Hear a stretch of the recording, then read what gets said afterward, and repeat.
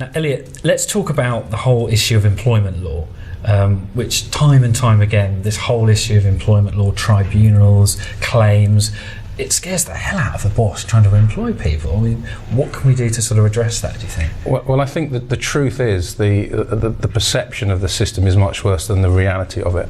If you actually analyse our position on how we put into force employment law, it's much lighter than it is in Europe, where there's huge amounts of collective agreements and strong unions and all sorts of things which potentially can stagnate enterprise and growth.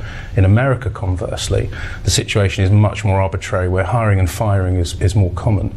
So I think whilst it's easy to say, let's decomplexify the law, let's have less of it, the reality is that if you're a fair and intuitive employer, you actually can navigate your way through the law in a relatively straightforward way. It's not perfect, it never will be, but the trick is to sort of be calm and to do what you feel is right. And I think if integrity is the underpinning of how you operate as an employer, it's not as bad as all that.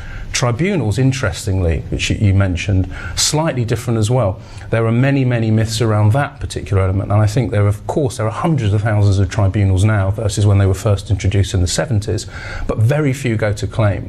The challenge, I think, is not that these tribunals need to be less powerful, actually they need to be more powerful, and what I mean by that is they need to actually enforce the power they have to strike out what people are calling vexatious claims. The fear is that you're an employer, you're a decent employer, and an employer takes you to task. And what I would love to see is a court system, a tribunal system that actually says, you know what, we can strike these out earlier. We can stop people coming in and taking the mickey, and we've got to do that. They're not doing that. When they do that, the claims will go down and employers can rest easy at night again. Because the cost burden on business, if you go to it, is horrific. If it goes to a tribunal. And it's almost with the tribunal system, it's almost like the employer's feeling like the odd one out. He's the vulnerable one because someone with very little power, been with a company for virtually no time at all, and all of a sudden he finds himself with a huge legal bill, months of wasted time, and not only is the impact, I suppose, on the individuals involved, but also the whole of the company. Correct. It's not just the cost as well, of course, it's the stress. And stress and time, if you're an employer of a relatively small business, is really hard to manage. I mean, it's hard enough running the business, let alone getting distracted over there within a tribunal.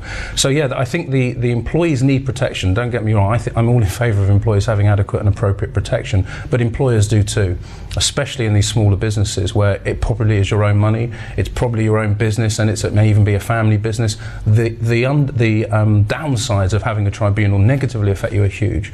But I think it comes down to the tribunal, the tribunal cases being much more active in the way they say, this is not right, it stops right here, this is not an appropriate claim. So the key steps to trying to resolve that issue? It's to give them the power. It's to say you have the power, enforce it. Right. Enforce your own order, as they would say in the legal world. It's just a case of changing the powers as opposed to rewriting the law. I think that's right. It is. The law isn't too bad, actually. In this situation, they've just got to feel empowered to do it. It's sitting there waiting to be enforced. They're just not enforcing.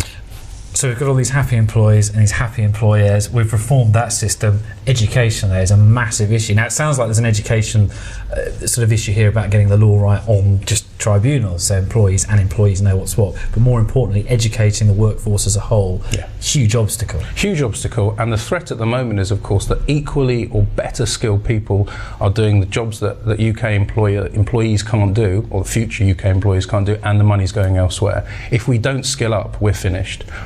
And I kind of always use the example of the much maligned workforce in the city. The city represents a huge percentage of income for this country and has a very well educated and a very technically savvy bunch of people, right from the bottom of an organisation to the top. It's hit because of the 100 people that earn ridiculous amounts of money, but there are thousands upon thousands of good people who are well trained. That's a really good example of an export business, and George Osborne today has spoken about we need to export more.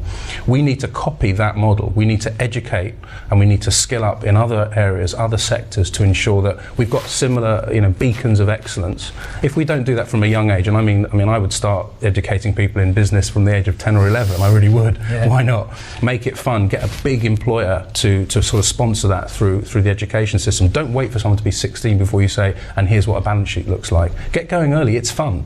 And what from the small, for the small business employing 5, 10, 20, 30, let's face it, most of the businesses doing this country, what can they be doing? Or, I mean, they haven't got the resources to sponsor these huge programs of interns and that sort of thing. Having an intern around, if you've only got 5 employees, is more of a liability than an asset to a company initially. I mean, ideas for perhaps trying to sort of bridge that gap for the smaller employer? Yeah, I mean, I think it's really hard, is the truth. I think the apprenticeship scheme that the government's outlined, delivering it would be great, but it's going to be about, I guess, I mean, truthfully, for a 5 to 10 people business, it's going to be hard in the short term, and they're just going to have to knuckle down and work out where they get their next bit of intellect from, or their next bit of excellence from. I don't think there's an easy answer. I think it's going to be some pain before there's some upsides for a very small business. For the bigger ones, they have more of a chance. So for the smaller ones, I think there's just going to be a bit of pain before these newly trained, newly qualified apprentices come through. Not the answer everyone wants to hear, but I think tough times, and especially at the beginning or the middle of a recession, or whatever we're in at the moment, in a period of instability, it does bring up some really good ideas. It does bring up creativity. So if I was a small business today, I'd be looking really hard within, and I wouldn't be depending on the government to deliver the solutions tomorrow.